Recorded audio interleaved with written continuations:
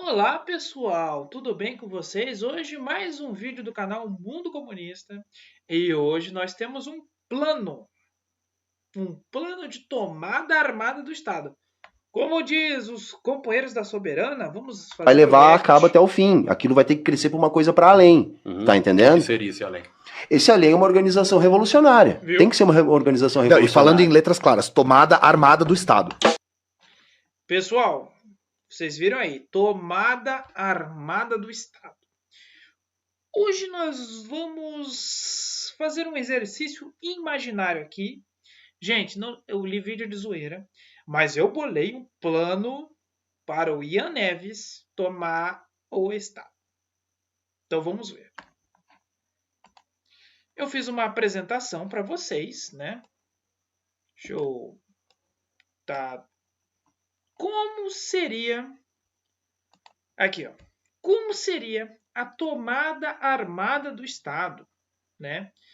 Bem, no cenário hipotético, nós comunistas resolveríamos nossas tretas internas, que são muitas, e começaríamos a ter um contingente para tomar o Estado burguês de assalto.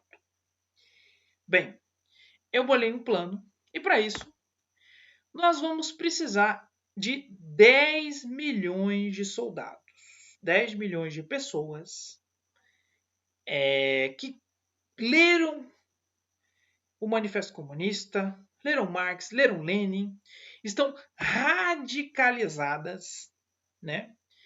E vão tomar o Estado, assim como fizeram os bolcheviques na Rússia. Então, eu bolei um plano. Vamos dizer que tomem o Estado e dê uma guerra civil, né? Porque a possibilidade de acontecer isso é muito grande. Deu uma guerra civil. E nós tivemos que bolar um plano. Eu bolei um plano. Assim, nós precisamos de 10 milhões de soldados e nós concentraríamos em 3 estados mais o Distrito Federal. E eu vou dizer por quê. Você já percebeu aqui, ó, setinha? Agora olhe para o mapa aqui que eu fiz. Um mapa bem feio, fiz no Paint, todo grotesco. Mato Grosso do Sul e São Paulo, juntos, eles cortam o Brasil. Tá vendo que eles cortam o Brasil? Ou seja, esses dois estados fazeriam um tampão entre o Sul e uma parte do Centro-Oeste, Sudeste, Nordeste e Norte. Ou seja, por quê? Tomar o poder em todo o Brasil, vamos supor que a gente se divida, né? A possibilidade dessa guerra civil dar errado é muito grande. O Brasil é um país gigante, né? E depois você vai ver ao longo do vídeo que a infraestrutura, a complexidade de tomada do poder, de guerra, é muito grande, né? A gente vê ao longo da história a Guerra Civil Russa, a Guerra Civil Americana e outras guerras, né? Não é só as pessoas que estão lutando armada, né? Tem os bastidores, né? Então eu dividi as tropas brasileiras, né? As tropas comunistas brasileiras em 1 milhão para o Mato Grosso do Sul, né? 2 milhões Goiás e Brasília e 7 milhões em São Paulo. Por quê? Depois eu vou dizer para vocês. Mas isso seria porque nós fazeríamos uma trincheira no país, né? Nesses dois estados. E aí eu não estou aqui vendo os cenários hipotéticos, né? Um cenário hipotético que não tem intervenção estrangeira, tá bom? Todo esse vídeo é um cenário hipotético de não intervenção estrangeira. Mas a possibilidade de ter uma intervenção americana, da OTAN, é muito grande. Mas vamos imaginar. Tá vendo esse ponto vermelho aqui? Por que eu escolhi esses dois estados aqui? Porque aqui em vermelho está o comando militar do Oeste. Do Oeste? O comando militar do Oeste. Fica em Campo Grande, né? E aqui em São Paulo, o comando militar do Sudeste. Ou seja, nós tomaríamos dois comandos. Vamos dizer que nós organizaríamos esses companheiros, esses militantes. Tomaríamos esses comandos militares, né? E esse em amarelo aqui, as bases são bases aéreas, né? E em São Paulo também nós temos uma fábrica de aviões, que é a fábrica do Gripen. Já vou falar logo depois porque isso é importante. Então, aqui ficaria o cenário de guerra. Então, né, nós entrincharíamos esses soldados aqui. E mais, né? Por quê? Juntos, né? E esses estados, né, que eu peguei, que aqui, Goiás, porque, né, tá dentro, Brasília tá dentro, nós tomaremos a capital, né? Então, nós poderíamos aqui partir para Minas, para o Rio de Janeiro, que está logo aqui, Goiás, Mato Grosso e o Sul. Bem, por quê? Dados de capacidade material. Só esses estados, a população seria de 59.769.360 habitantes. E aí eu peguei alguns dados, né? São a coisa básica, assim. Só de cabeça de gado, e eu não estou pegando quilo, é cabeça de gado. Tem 55 milhões, 022, 200 e poucos mil, 55 milhões de cabeças de gado, né? 55 milhões, 22.478 cabeças de gado. Se a gente converter em, vamos supor que cada cabeça de gado dê 3, 4 arrobas, que é 15 quilos, isso aí é muitas toneladas. E a produção de grãos, para ver a capacidade produtiva, e por isso que eu peguei o Mato Grosso do Sul e Goiás, que são grandes produtores de grãos, não significa que são alimentos, mas isso pode ser revertido, né? Porque grãos é soja, milho, né? E outras coisas, mas eles têm uma capacidade produtiva de alimentos muito grande. E São Paulo, indústria, né? Tecnologia e etc. Só a produção de grãos são 61 milhões de toneladas. É uma tonelada, mais de uma tonelada por pessoa, né? E 38% do PIB, cerca de 3,9 trilhões de reais. Ou seja, nós já teríamos um mini país, né? Então, por quê? Um avanço das tropas brasileiras, nós teríamos moções de resistência em outros estados. Quando essas tropas viessem para nos esmagar aqui, nós poderíamos, os bolsões de resistência em todo o país poderiam eclodir e as tropas teriam que voltar. Isso é estratégia, né? Então, a gente precisaria de equipamentos militares. Isso aqui são equipamentos de defesa antiaérea, porque o grande problema, né, é a setinha aqui, ó, vou ampliar até, vou dar um zoom aqui. Tá vendo essa setinha aqui, ó? Tá vendo? Entre o Mato Grosso do Sul e São Paulo, tem muitas pontes. Essas pontes, né, o nosso estado, o nosso estado que eu moro no Mato Grosso, o Mato Grosso levaria, né, esses grãos, essas carnes para São Paulo. E aqui é por pontes, porque aqui tem um rio que passa. Então, né, a gente destruiria algumas bases aéreas, mas poderia, em outros lugares do Brasil, ter outras bases aéreas, ter aviões.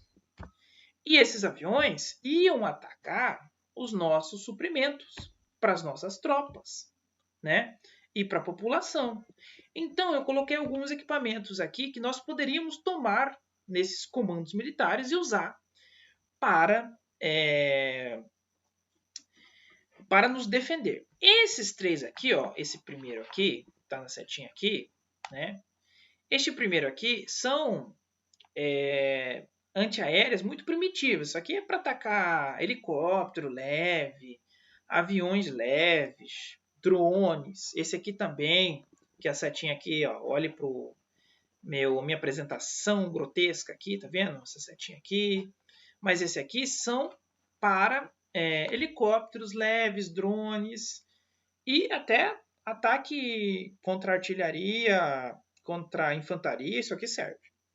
E esse aqui que eu coloquei o nome, RBE-70 aqui de baixo, é para atacar caças, aviões mais complexos. Porque a gente vai ver aqui agora a nossa Força Aérea Brasileira. Vamos supor que, né, entre esses 10 milhões, alguns desses são pilotos da Força Aérea, né? E eles se rebelem nesses lugares. Vamos supor que Mato Grosso do Sul, São Paulo e Goiás, né, que tem base aérea, rebelem-se, né? Eu não sei a quantidade de aviões por base aéreas, porque essa informação ela é sigilosa e ainda bem, né? O vídeo aqui é de zoeira, mas o Brasil não pode dizer onde estão seus aviões, né? Esse aqui são os 4 tipos de aviões de ataque que nós temos. Esse aqui, o primeiro, é o Gripen. O Gripen é o nosso avião mais moderno. Tem 9 Gripens. Vamos dizer que os 9 Gripens, nós temos uma fábrica de Gripens em São Paulo, né? Gripen, Gripe, você que escolhe. Vamos dizer que desses 9 Gripens, nós também conseguiríamos produzir mais 10.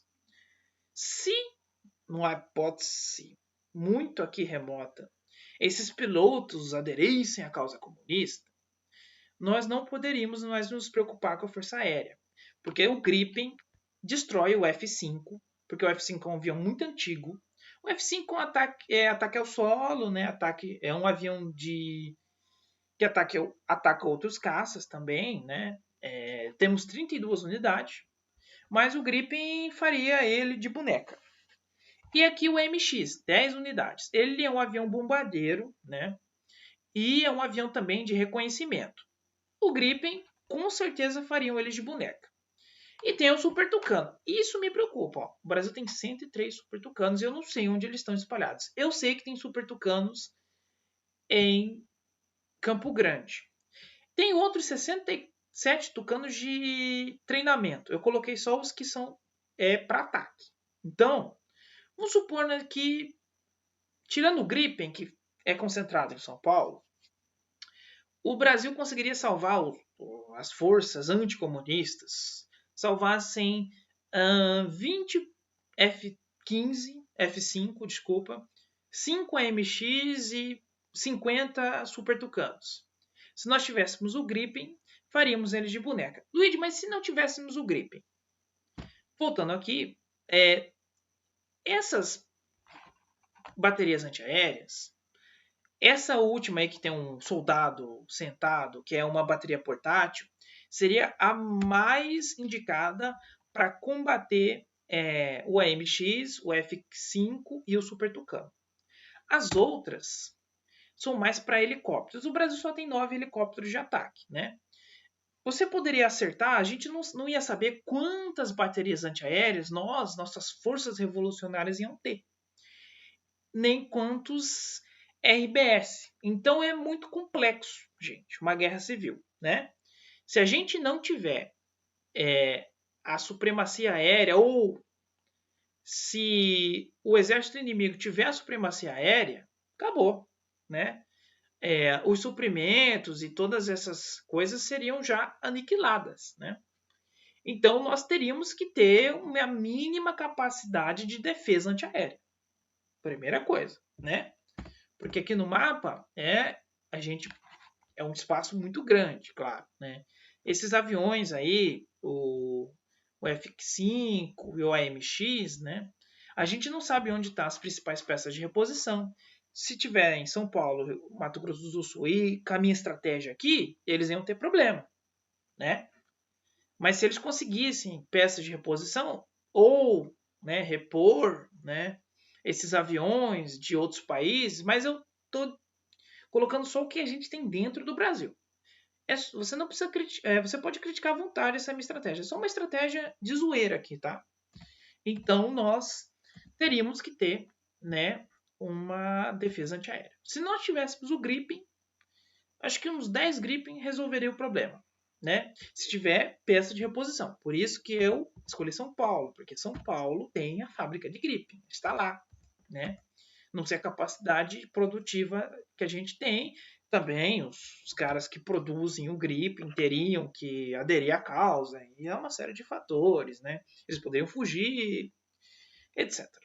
Bem, outro grande problema são os blindados. A minha estratégia ela é falha. Por quê?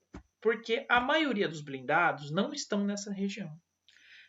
Os blindados pesados, né, que são esses daqui, ó, que é o Leopard 1A5, o Leopard 1A1 e o M60 são tanques pesados, eles estão no Rio Grande do Sul.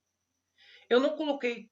Tem outros blindados leves aqui, como Cascavel, Guarani e outros blindados leves, eles estão espalhados pela federação. Tem no Comando Militar do Oeste, tem no Comando Militar do Leste. A gente poderia usar esses blindados leves também, né? Eles poderiam ser usados, não sei a quantidade, né? Por isso que aqui é uma coisa muito ampla, né? Uma quantidade considerável desses blindados. Eu sei que uma parte considerável está no Comando Militar da Amazônia, lá pela questão da Venezuela, né? E por que eu não escolhi os outros estados? Na Amazônia tem tropas anti-guerrilha, então nós teríamos problema lá. Tropas anti-guerrilhas. Então, por isso que eu concentrei as tropas, nossos 10 milhões, e não só soldados aptos a lutar, depois a gente vai dizer, né? Porque não são, a gente teria.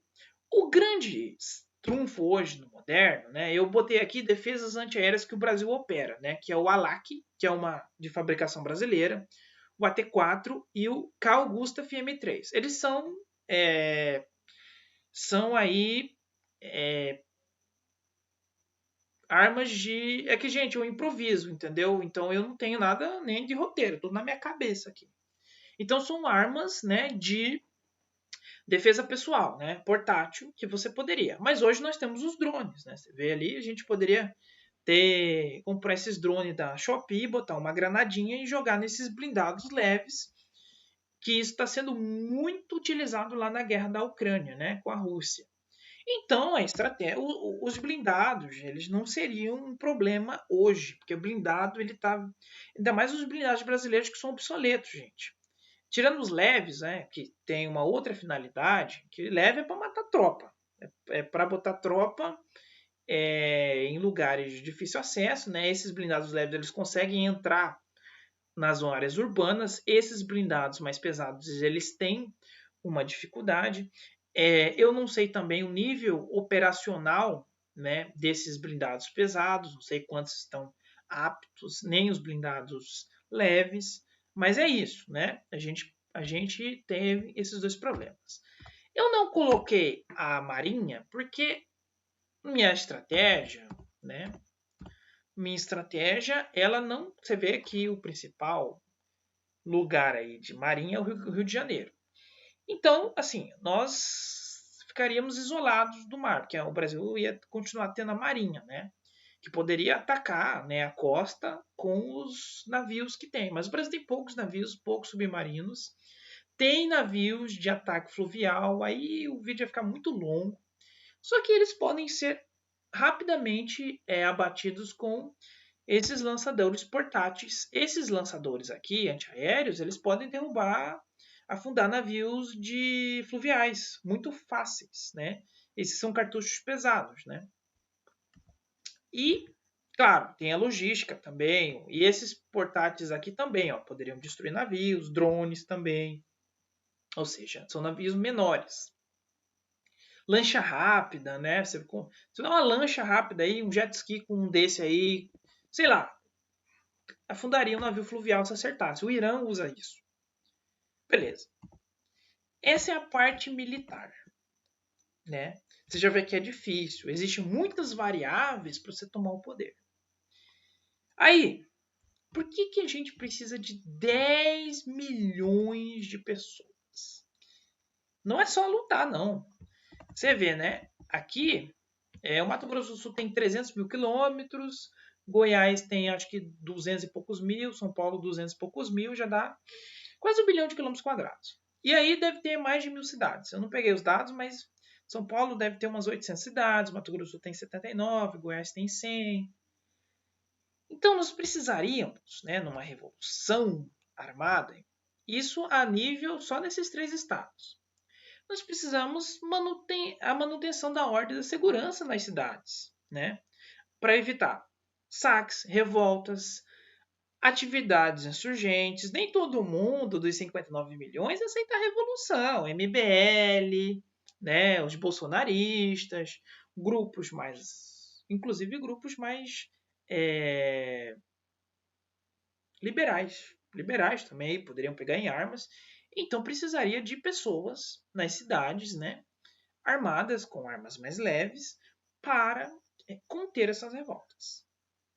Estabelecimento de toque de recolher, pontos de controle para evitar ataques, ou seja, fábricas que seriam ocupadas, postos de gasolina, né, e uma série de outros estabelecimentos precisariam de gente da revolução para você poder organizar.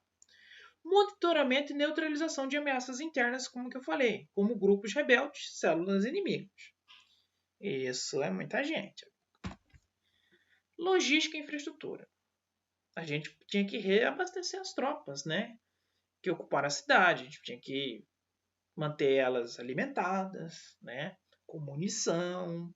E aí, onde a gente teria munição suficiente, né, garantir comida, combustível, esses blindados, esses aviões que a gente teria que ter combustível, senão não ia rodar, né?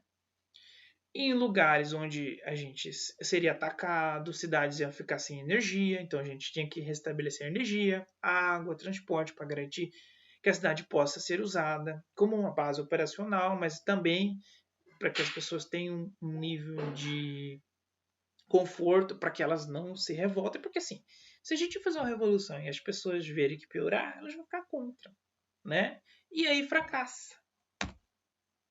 Inteligência e contra-insurgência, né? Identificação e neutralização de informantes. É isso, Luigi. Claro, uma revolução, amigo. O pessoal acha que a revolução é flores. Não, a revolução que tem a tomada armada do Estado é isso, amigo. É guerra, né? Informantes, espionagem, vigilância, né, para sabotar os movimentos de guerrilha, interrogatório de prisioneiro, coleta de informações para entender melhor a situação da cidade. E a gente precisaria de engenheiros, de técnicos, cara, se tiver a tomada armada do Estado e der uma guerra civil. É isso. Governo revolucionário. Nós íamos implementar nesses estados um governo revolucionário, né? A gente ia ter que votar pessoas para trabalharem para manter os serviços básicos, treinamento de forças locais para manter a ordem sob supervisão militar, né? Estabelecimento de novas leis, regras sobre a população ocupada. Então isso vai demorar. Puta, a esquerda briga e não se entende. Imagina isso. Isso é uma coisa muito complexa, amigo. Você fica, revolução, revolução. Hoje eu estou dizendo como é a revolução. O vídeo é de zoeira, mas também para as pessoas entenderem a complexidade de uma revolução. O que temos até agora? Eu elenquei aqui, né, os partidos revolucionários, mais à esquerda, que pregam a revolução, né? E eu peguei os dados do TRE, né? Vamos dizer que todas as pessoas que votaram na UP, no PCO, no PSTU, no PCB, querem a revolução. Mas o PCO, o PSTU, o PCB são de correntes diferentes, nunca vão se entender. Esquece, ignora. Vamos dizer que essas forças revolucionárias aqui se uniram para fazer uma revolução.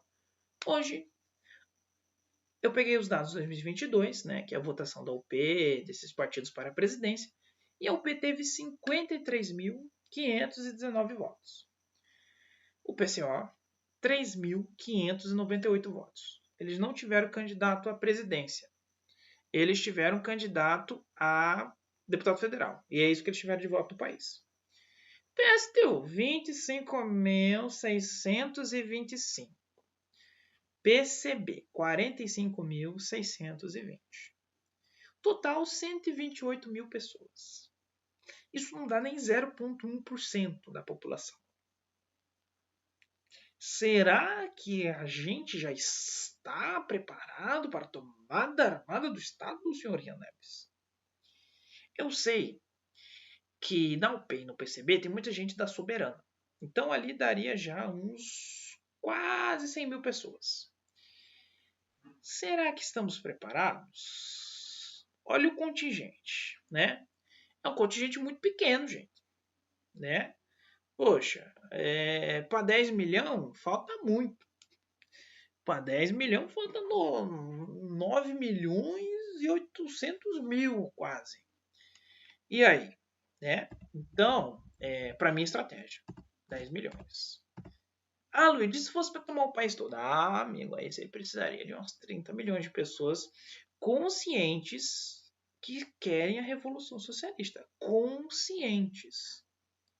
Que mesmo tiver problemas, tiver falta de água, de comida, de luz, falta de internet, né? Elas terem o fogo revolucionário. Porque a probabilidade de ter uma guerra civil numa tomada armada é muito grande. E isso aqui serve para qualquer grupo. MBL, anarcapitalismo, bolsonarismo, fascismo, peronismo, nem tem aqui, tô zoando. Então, complexidade. Mas nós temos pouco aqui, né? Temos pouco. Mas aqui, potenciais. Potenciais revolucionários. Eu peguei os partidos mais ao centro-esquerda, né? Que é as pessoas de esquerda que votam tanto para presidente quanto para deputado. Nos partidos de esquerda, mais ao centro, né? Mas Luigi, eu sou bolsonarista, sou de direitista, vendo esse vídeo. Todo mundo que vota aí é comunista. Eu vou falar para você que não é. Eu não peguei o dado para presidente de votação do Lula, de 60 milhões de pessoas, porque ali votou gente do PSDB, do centro, da direita, liberal, até o Amoedo votou no Lula. E essas pessoas nunca vão querer uma revolução socialista. Elas não são comunistas, elas não querem o fim do capitalismo. Mas a gente pode achar no PT pessoas que querem a revolução, que o mesmo pensamento que esses caras, mas votaram no PT, no PCdoB, no PSOL, claro. Né? Então aqui, o nosso contingente já aumenta. Né? 3.775.000 votos que o pessoal teve para deputado federal. 3%. 1.104.941 votos que o PCdoB teve para deputado, 1%, e 11.972.890 votos, 10%. Aí, somando, você tem 15% da população. Se caso, né, a gente consegue 10 milhões aqui, será que esses partidos convencerão essas pessoas? E nem aqui, né, nesses partidos revolucionários, será que vocês estão preparados para a tomada armada do Estado? Organizar o povo com essa complexidade de coisas, né? Porque uma revolução, gente, não é imaginar na cabeça de vocês, não. Eu já estudei a Revolução Russa, para vocês terem uma ideia. Vou pegar até no Wikipedia aqui mesmo, né? Os dados são meio... mas aqui, ó. Vou pegar aqui Revolução Russa. Liga não que o meu computador ele é meio lento, né? Revolução Russa. Não, Guerra Civil Russa, desculpa. Que foi o... Guerra Civil Russa. Eu vou pegar o Wikipedia mesmo, né? Só para vocês terem uma noçãozinha do que foi a Guerra Civil Russa. Olha aqui, ó. Contingente mobilizado. Deixa eu dar um zoom aqui, né? Vou pegar a Wikipedia mesmo para ser rápido. Os comunistas mobilizaram 5.427.273 pessoas. E o Exército Branco, somando todo mundo ali, 2.400.000. Só isso. Né? E aí foi quase 1 milhão de mortos para os comunistas, né? 500 mil feridos, ou seja, 1,5 milhão de baixas. E 1,5 milhão de mortos, feridos, aprisionados, desaparecidos no Exército Branco.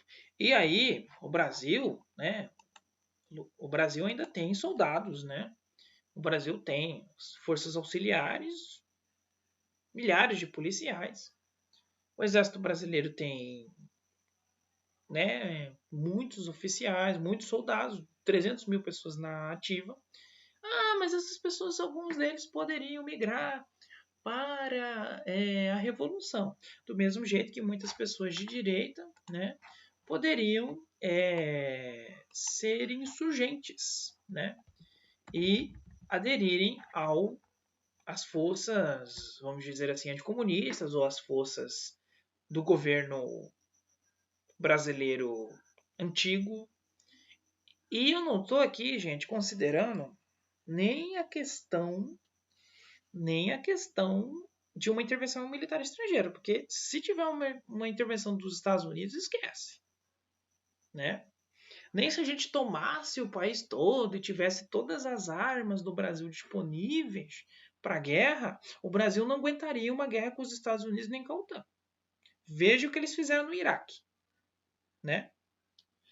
Então, pessoal, é isso. Meu plano, na verdade, o plano foi um bait para vocês entenderem a complexidade. Mesmo com 10 milhões de soldados, nós não teríamos 10 milhões concentrados, estruturados, com a minha estratégia toda feita. E aí uma estratégia grotesca, tem muitas coisas mais complexas. Mas mesmo com isso, nós não conseguiríamos ter a certeza que se obtivesse êxito. E para ser nacional, teria que ser muito mais gente. É isso, pessoal. Boa noite. Não sei que horas você vai assistir o vídeo. Espero que tenha gostado. E é isso. Canal Mundo Comunista. É um canal diferente. É um canal... Tem muita zoeira. Tem conteúdo bom. Mas a gente está começando o canal. E eu quis fazer esse vídeo porque eu estava pensando hoje em fazer. É isso e até breve. Pessoal, se vocês gostaram do vídeo, deixe seu like. Nós podemos fazer a parte 2 aí. Essa estratégia, movimentações no campo de batalha. Se vocês gostaram, né, a gente pode fazer parte 2, 3, 4, né?